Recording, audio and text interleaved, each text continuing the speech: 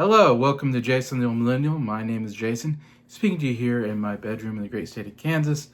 And in today's video, we're going to talk about music in 1973. Just yesterday, I did a live stream with my three friends, Nick, Briar, and Scott. And as we've been doing since the late 60s with all of us, I've been doing it since 1960. I've been ranking my top 10 favorite albums of each year. And so the four of us been getting together. Yesterday we did our top 10 favorite albums of 1973. So I hope you maybe get a chance to watch that live stream. It was a lot of fun, almost 2 hours, or I think it was over 2 hours long. Anyway, so I always like to talk about the music that came out in 1973, kind of give a little more of like, history somewhat of what was going on during this time period anyways. And just say another really great year of music. I think a lot of great rock music coming out. Some good debut stuff is coming out this year. Some really big bands coming out with some of their biggest albums as well. And I would say not as much. There's some singer-songwriter stuff as well. Not as much. I think the last year I had more singer-songwriters on my list. But you still got some great pop singers, some great folk singers, great rock singers, all coming out this year, and some of my favorite bands as well. And some of my favorite Beatle albums also coming out this year as well. I say Beatles, post-Beatle albums by former Beatles. Anyway, so going to that, we'll talk about what were the big selling albums of this year. Number one best-selling album is one of the biggest albums of all time, and that is Dark Side of the Moon by Pink Floyd. Yeah, so that's definitely the one you have to talk about this year. Pink Floyd, I don't really care too much about their earlier stuff. Very strange stuff early on, I think. And I haven't done a deep dive on them yet, but at some point would love to deep dive them and research all what happened. I know a lot of stuff, a lot of changes happened in their music over the decades. And started in like the 60s period. And they sound much different than they did when they got to this time period. I know the only album I feel like it's maybe is of known is an album called Metal. I believe that made in the top 10 on some of my friends' list, not on my list, but Dark Side of the Moon made it on 3 of our lists. Didn't make it on all 4 lists, but did make it on 3 of our lists as top 10 albums. It was number 5 on mine. It was number 1 on Briar's list and number 1 on Scott's list. So 2 of them had it number 1. This is definitely an album I've heard so many people say is their favorite album of all time. This is probably normally everybody's number 1. It wasn't my number 1, but I totally get why people would have it number 1. It was definitely a kind of a game-changing kind of album. Something we never heard before, kind of dealing with psychedelic kind of atmosphere, I guess. And just being this really cool concept album and kind of almost trying to tell a story through it. And how the album begins with like a heartbeat and it ends with a heartbeat. So it kind of has this full circle thing. But Pink Floyd definitely became the masters of doing a concept rock opera type album with this, and then later The Wall, I think in early 80s or in late 70s, early 80s, whatever that came out. Those are 2 big ones for Pink Floyd. And this is their best-selling album. This is one of the best-selling albums of all time. It's like top 5 best-selling album of all time. This sold a whole bunch of records, and for good reason. Like I said, like so many iconic like songs like Time is in here, Us and Them, Breathe in the Air, Eclipse, and Brain Damage. Great use of the studio. I think Alan Parsons is the producer here, who would do the Alan Parsons project, and he's just a master of producing and just all the different sound effects. Time has all those clocks at the beginning and has this huge intro and then finally kicks into the song. Really cool stuff there. Money also is a big song for them. Great riff, great bass riff on there. And the sounds of like cash registers, as we're talking about money, so a lot of cool stuff like that. Definitely, like I said, maybe a big influence on a lot of other bands after this and other albums, and like how it would make a really cool concept album. And I think, yeah, definitely a good reason why a lot of people absolutely love this album, because it was just so different and new to everybody. But anyway, so yeah, Dark Side of the Moon, the number 1 best-selling album of 1973. Second best-selling album was Goodbye Yellow Brick Road, Elton John. So you go from more experimental to just one of the greatest pop rock records of all time. One of Elton John's absolute greatest. My favorite Elton John album. It was one that all four of us had on our list. I had it number 2, and Scott also had it number 2, so we both agreed it was almost our favorite of the year. It's that good of an album. It's a double album, but it has some absolute huge songs on there. Obviously, Goodbye Yellow Brick Road, Candle in the Wind, which about Marilyn Monroe, a very iconic kind of. Benny and the Jets, such a catchy song. Love Benny and the Jets. And Saturday's All Right for Fighting. So I had like 4 huge hits on this album, but I had so many great deep cuts as well. The Funeral for a Friend, Lies Bleeding. That first part is really cool. Yeah, and a bunch of other stuff. Great Seal, I really like. Harmony, the closer. I have my list somewhere about like something about or something about I saw that movie too. I think it was called. It was really good. Lots of great stuff. Definitely one to check out. I hate that it's a double album. I wish it was like a single album to be shorter to listen to. But in saying that, there's so many great songs, and there's some songs I don't like, but overall, it's a masterpiece, one of his absolute greatest. And if you like Elton John, this is definitely a must to listen to. Number 3 is one I'm not familiar with at all. It's called Tubular Bells by Mike Oldfield. And I didn't do research on this. All I know is my friend Briar said that this was a prog rock album or something like that. I never heard of. How do you get to number 3? I never heard of this album, and it went to number 3. Is mind-boggling to me. And I never heard of Mike Oldfield, so weird one here at number 3. Number 4 and 5 best-selling albums of this year are very connected. They are the Blue Album, what we call the Blue Album, and the Red Album by the Beatles. This is basically, the Blue Album is basically their best hits from 67 to 1970. So it's late hits, sorry. Blue Album is their late hits. That's number 4 on the list.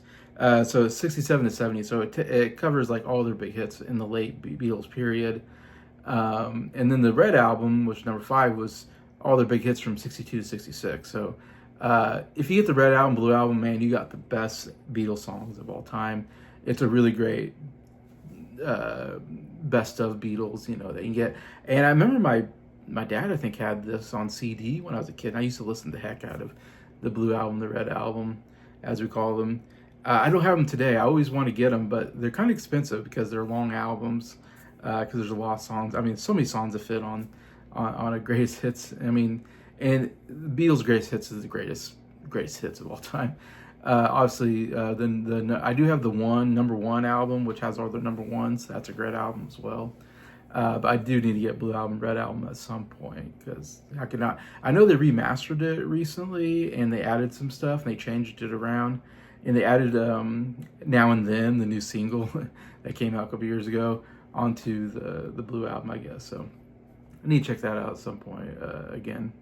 Number 6, we have Houses of Holy by Led Zeppelin, another favorite in our group. We're big Led Zeppelin fans, and Led Zeppelin selling very well. I believe they're in 71, Led Zeppelin 4 was the best-selling album of 71. It was their best-selling album of all time. Did very, very well. Obviously, this is the next album, Houses of the Holy. No surprise, it does really well and hits number 6. And is on 3 of our lists, I believe, though Briar didn't have it on his list. But the 3 of us had this pretty high on our list. We are big fans of Houses of the Holy. It has a couple big hits like Jamaica, The Ocean was a hit on there as well. Over the Hills and Far Away, my favorite song on the album. So those 3 are kind of big hits on there, but then the Rain Song, Dancing Days is great as well. Anyway, so there's some really good stuff on here. Number 7, we have Jonathan Livingston Seagull by Neil Diamond. I haven't listened to all Neil Diamond stuff, don't know much, but man, Neil Diamond makes the top 10 almost every year. Like, he had one last year, I think called Moods or something like that. And here he is again, so 2nd year in a row. So Neil Diamond, like, secretly, like, one of the best-selling artists probably of the 70s. I just don't know much about his album work as much as I know anybody else. But yeah, I do like Neil Diamond's voice and overall singing, and he has some great hits. So I need to check out more of Neil Diamond. And then we do got a lot of compilation albums here to finish the list. Number 8, we got John Denver's Greatest Hits, which I do have a Greatest Hits on CD. I don't know if that's the exact one from '73. It might be, but obviously interesting '73 because John Denver still puts out a bunch of more albums. In fact, he has a really big album next year. So these are very early John Denver songs. I mean, he only has a couple albums out at this point, so a little weird that his greatest hits came out, but it was a huge hit. John Denver very successful this year. People don't talk enough about John Denver. Was very popular, sold a lot of albums, had a lot of huge hits, but isn't talked about enough. Number 9, we have the greatest hits of Janis Joplin. Of course, Janis Joplin passed away in the early 70s, just probably a couple years before this.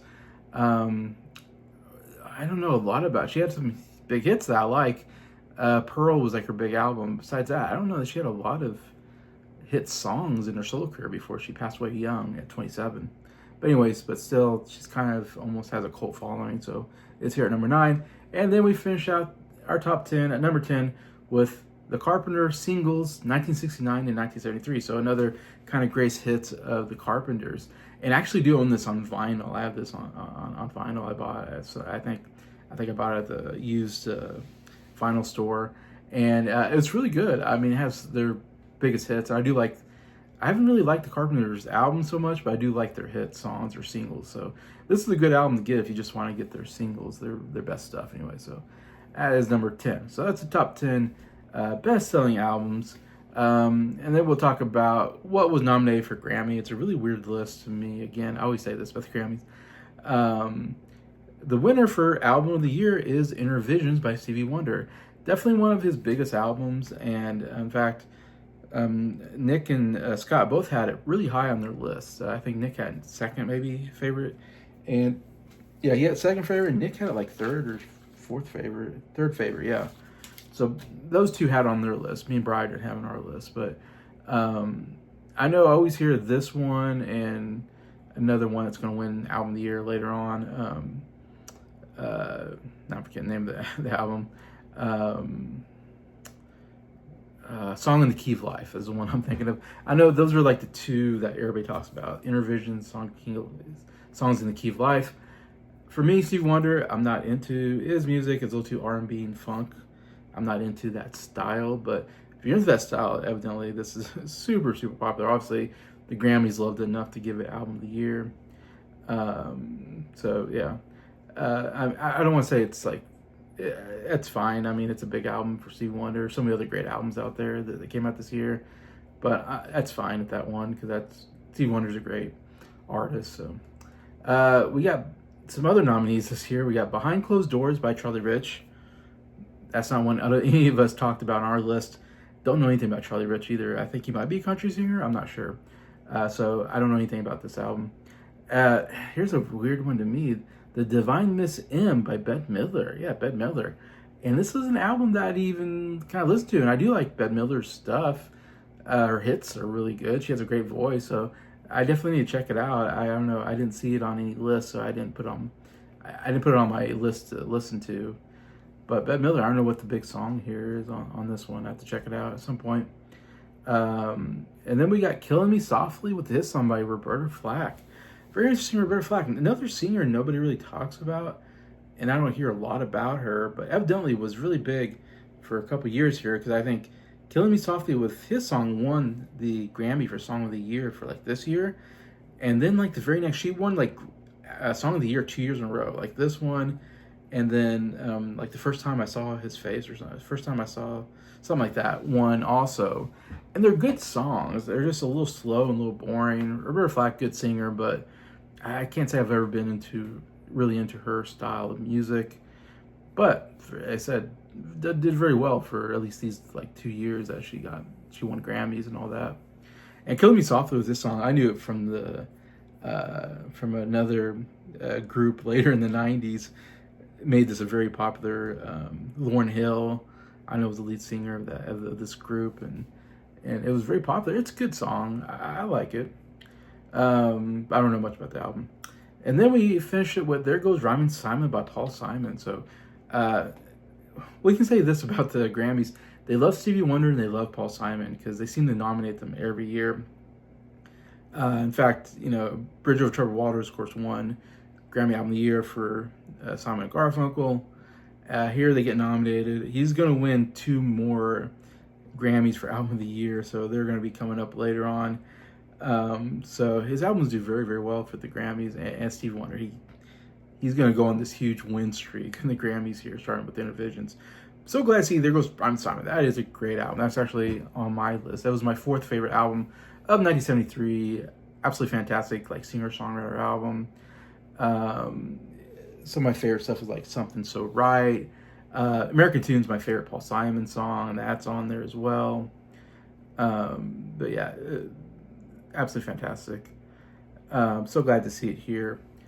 So those are the 5 that, and so my problem with here is, of course, you got these 5, and you don't have Dark Side of the Moon doesn't get nominated for Grammy of the Year. Like I said, this was a groundbreaking album.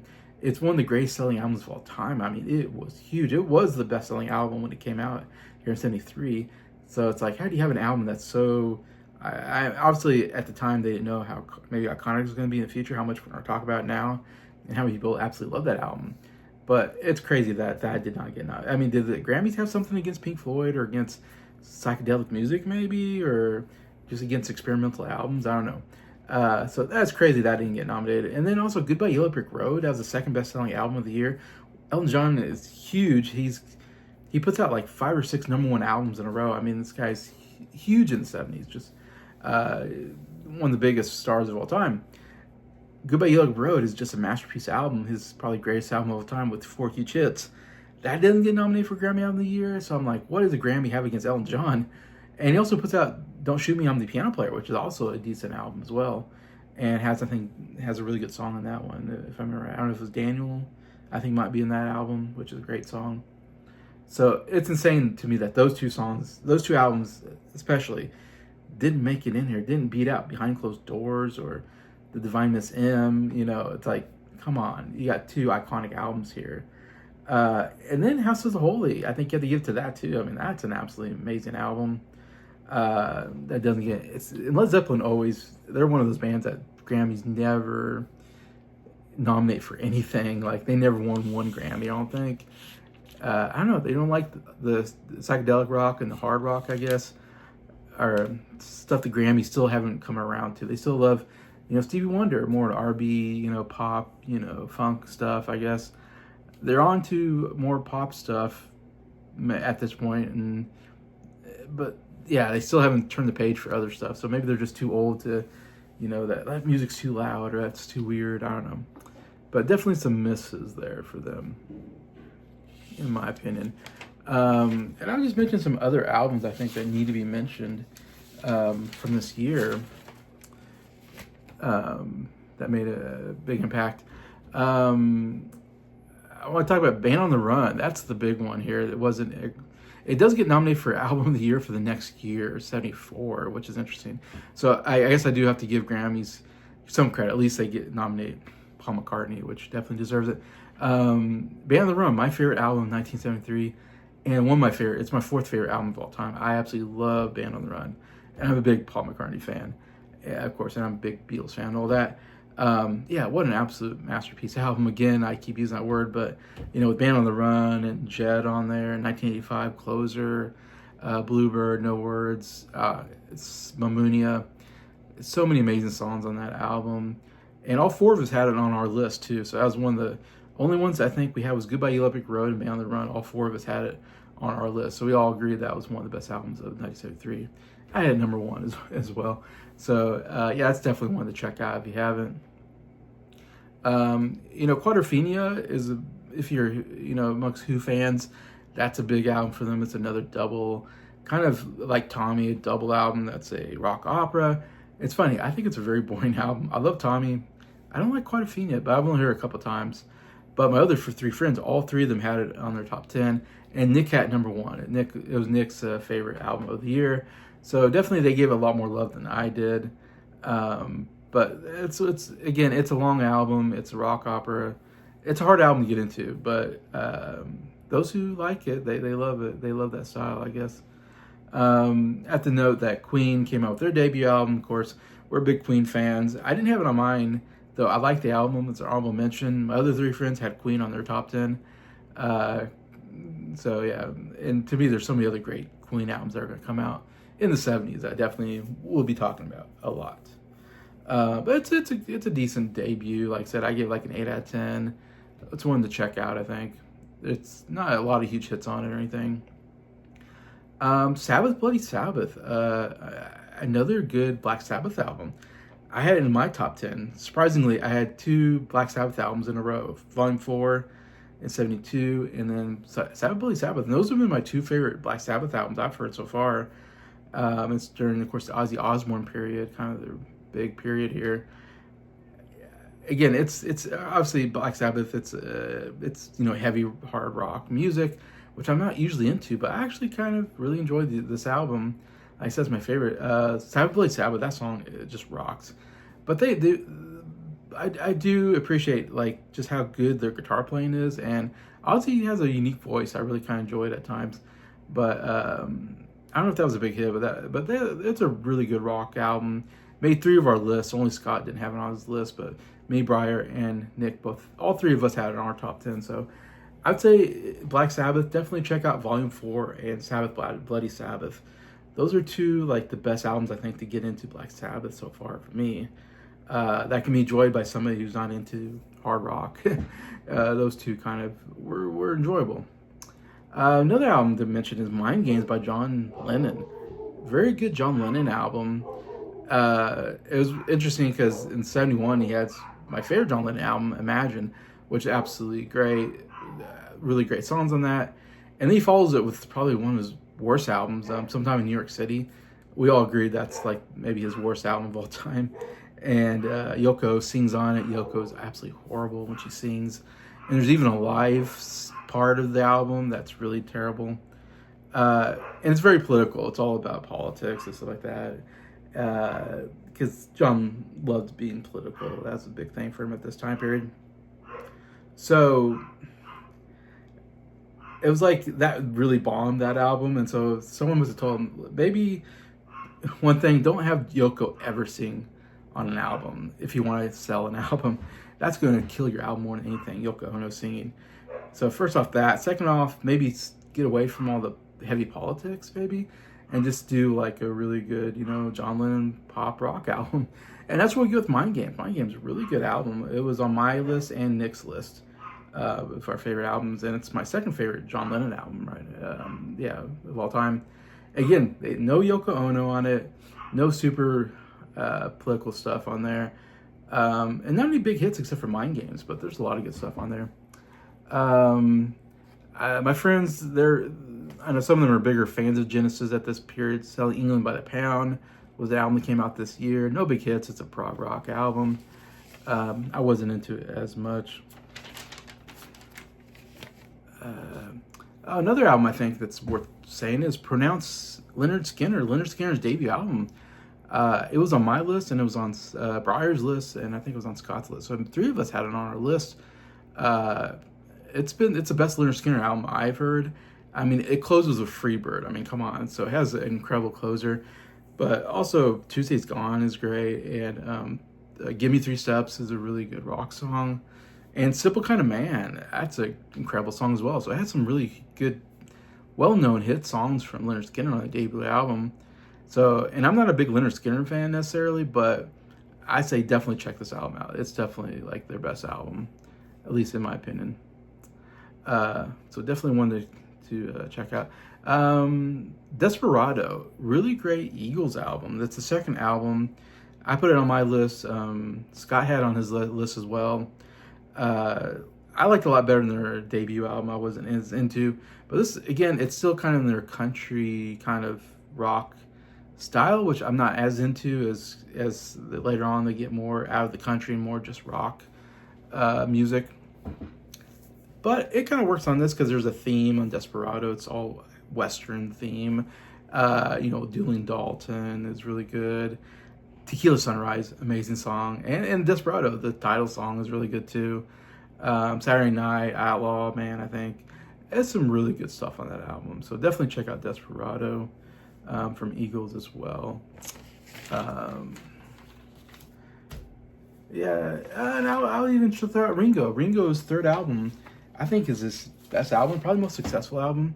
It has one of his biggest hits on it, Photograph. Really great song on there. Yeah, it's a good Ringo album. I wasn't into his first two albums because the first one was just 40 standards. The second album was a bunch of country songs written by country singers. This is the one where he actually kind of took more part in the album, as far as like writing songs and and all that. A lot of songs were co-written by other people, like John Lennon and George Harrison and Paul McCartney would help him out.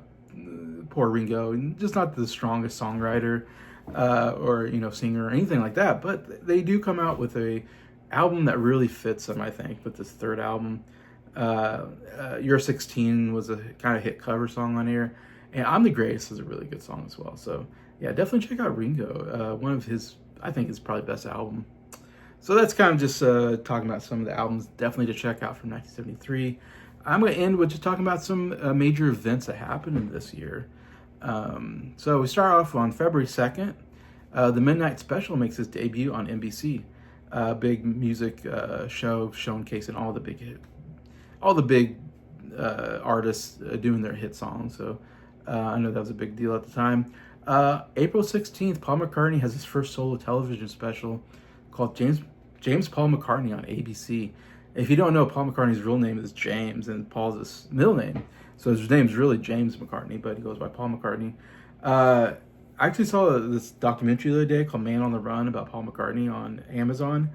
And they talk about this solo special, and it's very weird, like very hammy. Like he does a lot of really hammy stuff. I don't know what else to say it.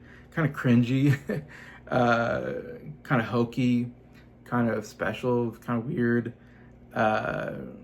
Dressing up and doing weird stuff like that. And there's even like some cartoon mice that show up, and he talks to his cartoon mice or whatever.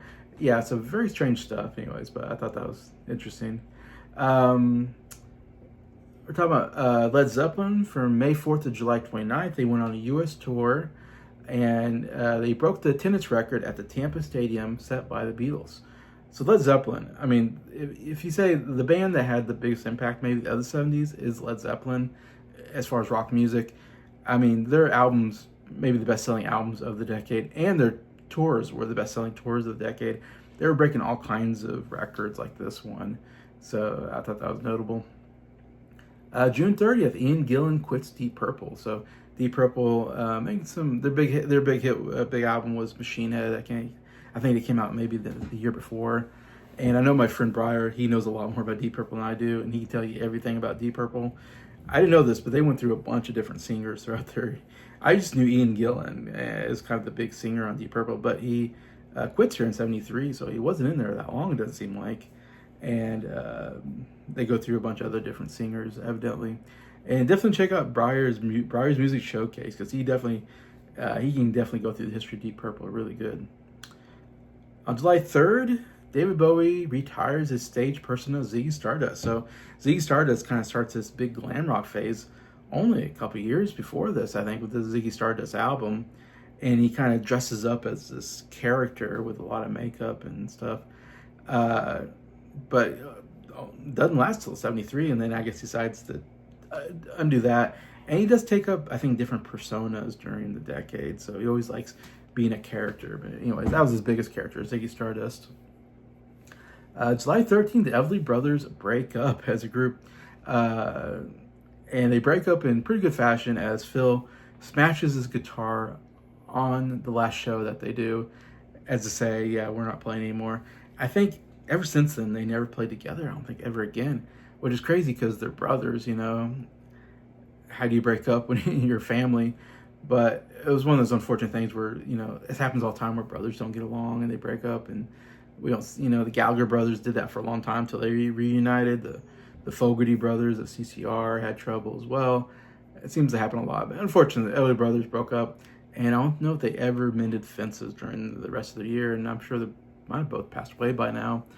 And I mean, you're talking about one of the most influential duos of all time, starting in the 50s. I mean, anybody else coming after that, all give influence from the Everly Brothers. I mean, great group from the late 50s and the early 60s. Especially by 73, it seems like they've been not as big at that point. So Maybe they weren't doing as well, sales and all that. August 6th, this is kind of an interesting story I didn't know about. Stevie Wonder gets in a car accident and he's in a coma for 4 days. I never heard that before until I was doing this research, which is kind of crazy because he comes out with Innovisions this year, which wins Grammy Album of the Year. And not only that, but he wins 2 more Grammy Album of the Years in the 70s, so didn't hurt him too much, but still crazy. He was in a coma for 4 days. Some tragic news. A couple of people have died this year. One of the biggest ones for me is September 20th. Jim Croce dies in a plane crash. Very sad. I mean, Jim Croce only made 3 albums. In fact, his 3rd album came out this year posthumously. I think I've Got a Name. I think it was his 3rd album.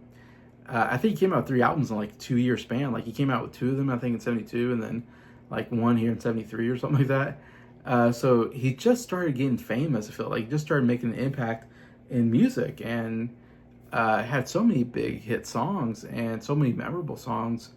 In fact, You Don't Mess Around with Jim was my favorite album of 72. Absolutely love that album. I mean, Time in a Bottle, Operator, Photographs and Memories, New York's Not My Home. So many amazing songs on that album. And gosh, like what did we miss out on Jim Croce? I mean, to me, he's one of my favorite folk singers of all time. And he only came out with 3 albums, and he died young, kind of. I mean, I say young, probably in his 30s, I believe, when he died, and had 1 son. So left a wife and a son.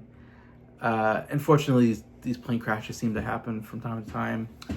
Small planes. He was, I believe, he was going around touring and promoting his new album, and one of those things where the pilot went out when it was foggy, couldn't see, I think, and it was going too low, and it crashed. So very, very sad to see one of the greatest singer-songwriters go away so soon when he had so much more to give. But yeah. October 17th, I thought this was just kind of an interesting story. There was an oil crisis this year, and it hurt records or vinyl sales because I guess you need oil to make vinyl. So there was a shortage of vinyls to buy in order to manufacture. So I don't know how that hurt any sales because there still was a lot of Dark Side Moon sold a bunch. So, but I wonder what that did to record collectors that couldn't find albums as easy. September 19th, we have another person that's passed away, and that is Graham Parsons. Graham Parsons, I know, joined the Byrds in the late 60s period after, I think, Gene Clark left and Dave Crosby left.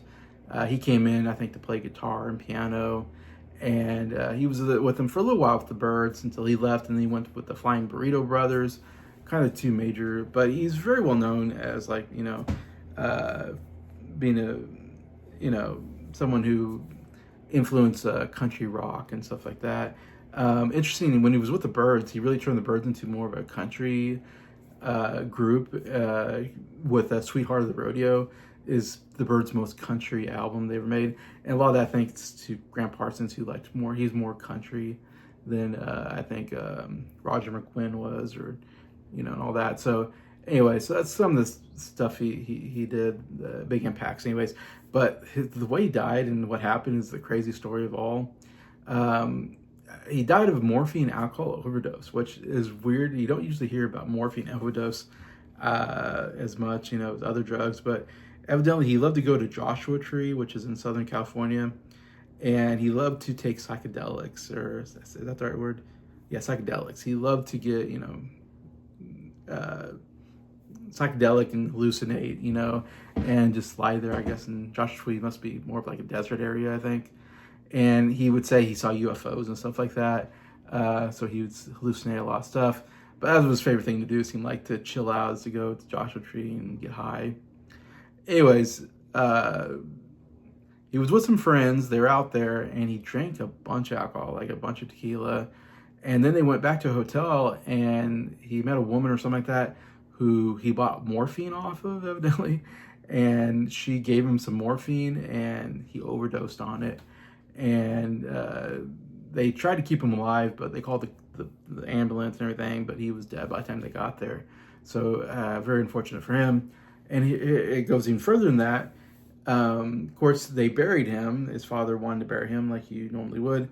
But he told his friend Phil Kaufman, who was with him, that he wanted to be cremated. So to, I guess being trying to be a good friend and wanted to honor his dying wish, him and another friend went and stole the coffin that he was in, took it to Joshua Tree, and put a bunch of gasoline on the coffin and lit the coffin on fire to cremate, as their way to cremate, because he wanted to be cremated, I think, and his ashes spread across Joshua Tree.